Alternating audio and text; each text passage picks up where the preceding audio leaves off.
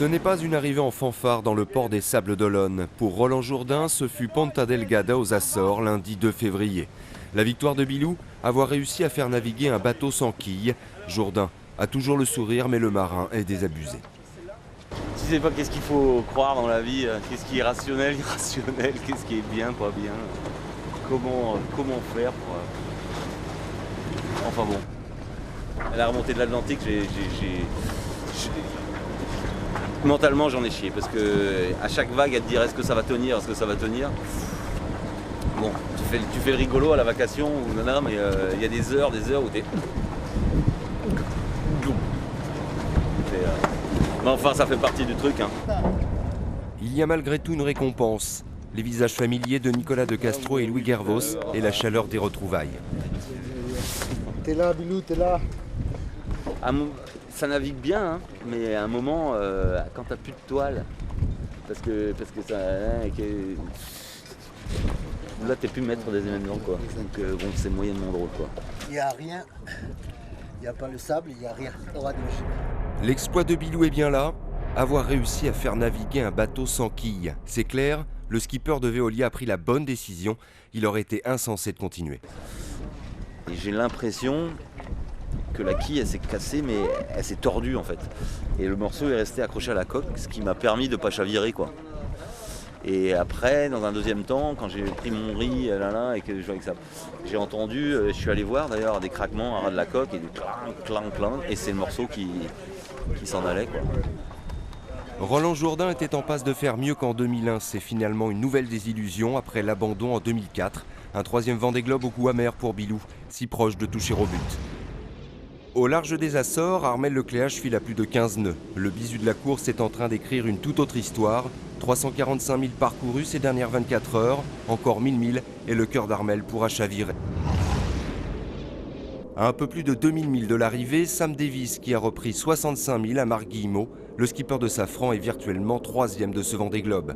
Brian Thompson suit derrière et distance d'Icafari. Pour Arnaud Boissière, septième, c'est le retour dans l'hémisphère nord. Les sudistes se nomment Steve White, Rich Wilson et Raphaël Dinelli. Après 86 jours en mer, Norbert Sedlacek arrive enfin au Cap Horn.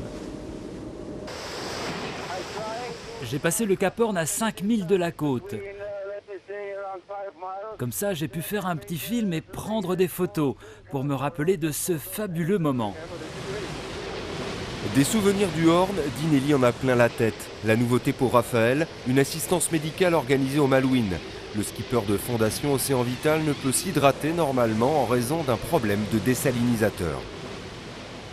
Depuis, je souffre de tendinite chronique et voilà, j'ai plus d'antibiotiques, d'anti-inflammatoires et le médecin a demandé l'assistance au jury qui a accepté parce qu'il y a toute la remontée et c'est des procédures qui se font, il n'y a pas forcément de problème, quoi. On ne peut pas embarquer une pharmacie à bord d'un bateau. Donc il est bien évident que pour traiter certaines pathologies, on sera obligé, dans les cas d'urgence, d'embarquer des médicaments. C'est comme ça que ça a été voulu, parce que bien que ça reste une aventure, bien que ça reste une course, on ne peut pas mettre en jeu la vie des gens. Ce type d'assistance ne peut s'organiser qu'à proximité des côtes. Dinelli est au mouillage au Malouine actuellement pour réparer sa drisse de grand voile. C'est une équipe médicale de l'hôpital de Port Stanley qui va organiser la livraison de médicaments. Mais attention, Raphaël ne pourra pas être ravitaillé en eau. Là, on touche au principe même de la course. C'est une course sans assistante, sans arrêt, sans assistance.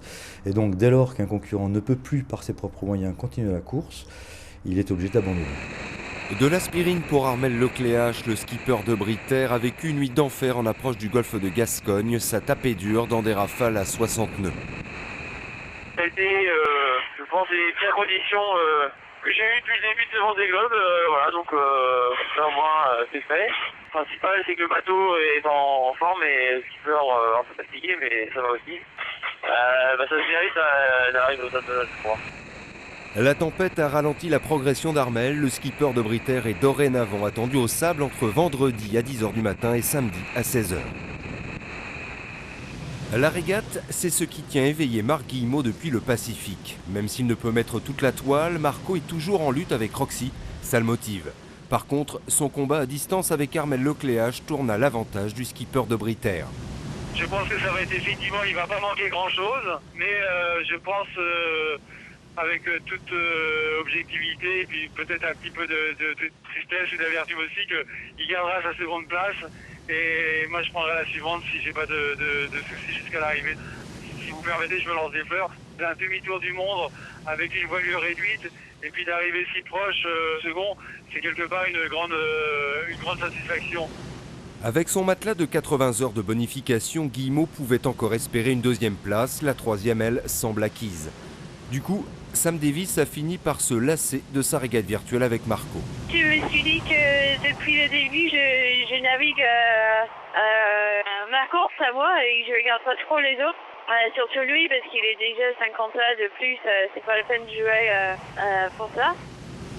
Stratégie ou désamour, les chemins se séparent. Roxy a choisi de contourner l'anticyclone des Açores par le sud, Safran par le nord. Dans leur sillage, Brian Thompson et Dick Afari semblent opter pour la voie Guillemot.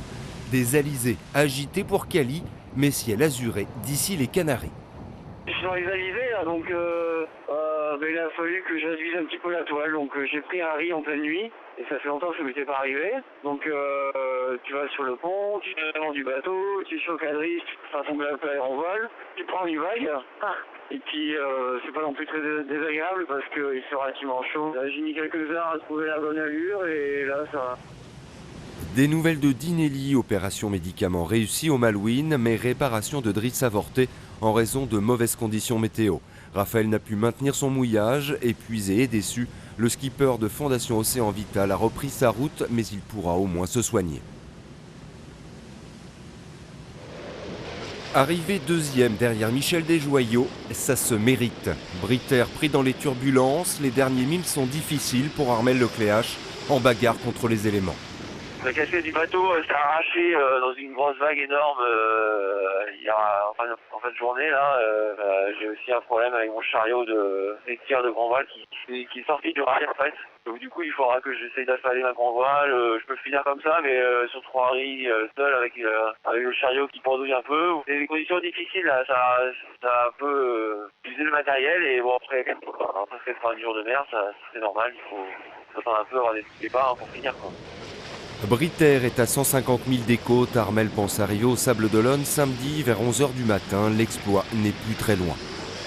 À bord de Roxy, on se prépare également à boucler son premier tour du monde en solo. Mais il reste un défi à relever pour Sam Davis. Ça... J'arrive à faire un tour du monde, mais j'arrive pas à faire un Rubik's Cube. Là, après 3 mois, 88 jours, là j'ai une face entière. De son côté, Marc Guillemot doit trouver la bonne formule pour finir devant Samantha Davis. Son option nord commence à payer, Safran touche des vents portants.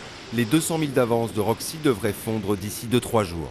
Ça commence à bien la voiler et puis donc je viens de manœuvrer, c'est pour ça que je viens de souffler un peu mais tout va bien à bord et il y a du soleil, je suis sorti de cet anticyclone sans trop de douleur malgré mon manque de toile dans les petits airs, mais bon ça s'est pas trop mal passé dans l'ensemble. Et puis là depuis ce matin là, ça y est, je commence à toucher le bon vent pour avancer dans la bonne direction et ça va aller de mieux en mieux.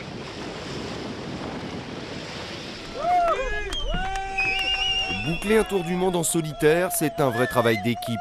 Le team Britter au complet pour fêter son héros. Un héros qui est apparu dans un beau matin baigné de lumière.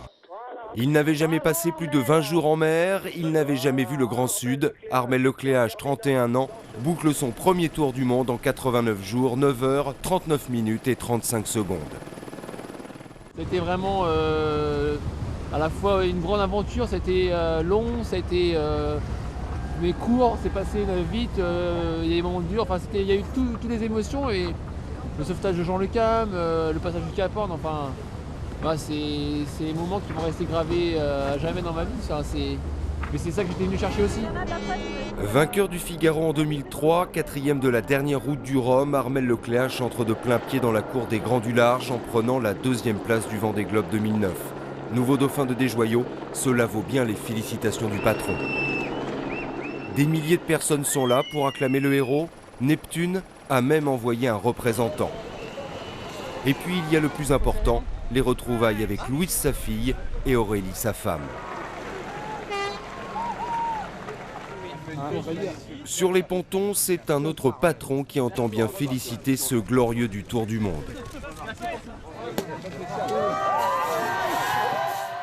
Même si on s'y attend un peu, la dureté des éléments, les conditions de mer, de vent, le froid, c'est des conditions difficiles qu'on va avoir pendant un mois et finalement on s'y habitue, mais c'est quand même assez rude.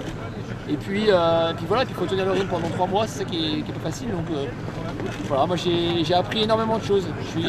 Ça c'est sûr que c'est quelque chose qu'on n'en avra pas. Des souvenirs qui jaillissent, en voici. Jean Le Cam, Vincent Rioux, venus accueillir le régatier de Morlaix devenu Capornier. Ça se fête avec des bulles et des souvenirs plein la tête.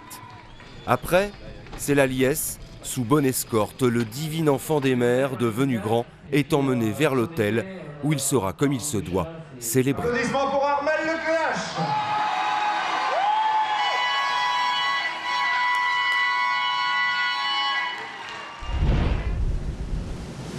Après 80 jours de course, 2 bateaux ont franchi la ligne d'arrivée, 9 concurrents sont encore en mer. En tête de flotte, Marc Guillemot qui s'est emparé de la 3e place au terme d'une semaine de bagarre avec Sam Davis. Pour Marco, l'essentiel est de finir réellement devant l'Anglaise, même si le jeu des compensations lui a déjà assuré le podium. J'ai un peu de stress parce qu'on a envie d'arriver, j'ai toujours des soucis de rail, j'ai plus de rail au second riz, enfin bon c'est un peu la cata, mon rail, et maintenant je suis avec 3 ris, mais bon ça tombe bien, il y a du vent.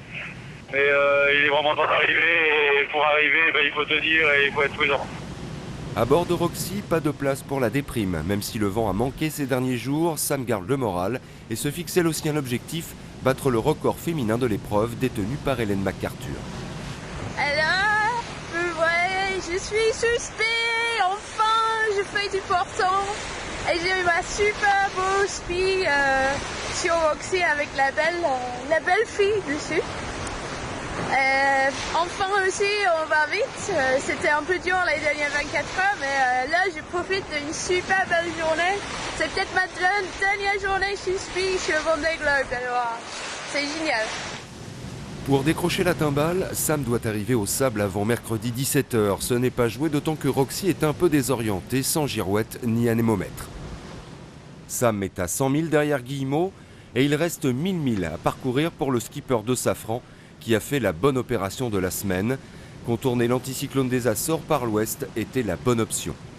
Brian Thompson est à plus de 400 000 derrière Roxy. Dick Cafari, malgré sa grand voile en lambeaux, s'accroche. Arnaud Boissière est en 7e position. Steve White lui arrive enfin dans l'Atlantique Nord. Il reste 3 sudistes, mais tout le monde est dans l'Atlantique. Norbert Sedlacek ferme la marche, dernier concurrent à apparaître dans ce résumé de la semaine, qui est aussi le dernier du Vendée Globe. Les marins, eux, continuent d'envoyer des images. Elles vous attendent sur le site internet.